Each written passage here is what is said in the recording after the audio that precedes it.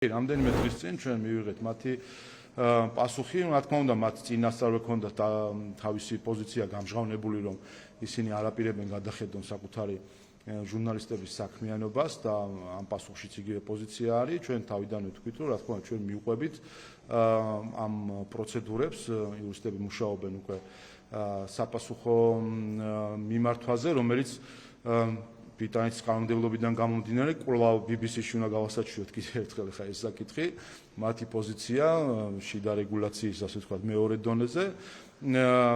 ჩვენ რა თქმა უნდა, ხა BBC-სგან დიდი იმედი არ ქონდა, რომ როდესაც ასეთ ფალსიფიკაციას მხარს უჭერდა აქვეყნებ, რომ შემდეგ საკუთარ თავს დააბრალებდნენ ამას, თუმცა ჩვენ ამიტომაც მივყვებით ყველა პროცედურას, რომელიც საბოლოო ჯამში გამოცდილება გვეუბნება, სადაც რომელიმე უცხო სახელმწიფო ორგანიზაცია შეეჭიდა საქართველოს, ყველგან დამარცხდა. ასე რომ აქაც ნახავთ თქვენ მწარე მარცხს მათ მხრიდან.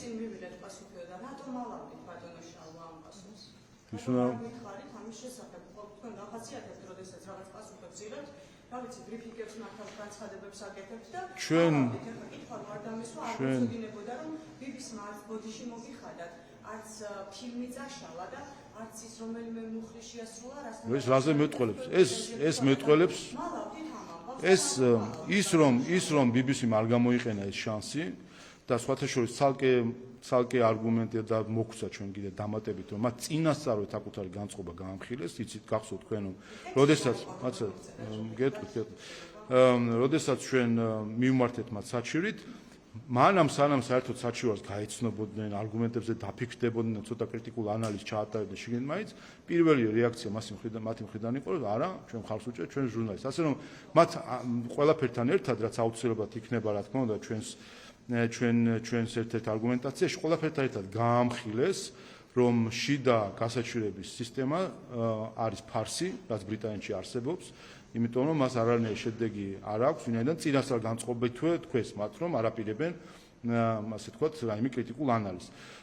შესაბამისად, ერთი და მეორე, ამ პასუხით მათ ერთი რამე დაადასტურეს, რომ ვერაცნობიერებენ თუ უბრალოდ ძალიან კარგად აცნობიერებენ საბოლოო ჯამში, მაგრამ ის მიზანი, რაც მათ ჰქონდათ, რომ დაეზიანებინათ ქვეყანა, არ უნდათ ამას გადაუხვიონ.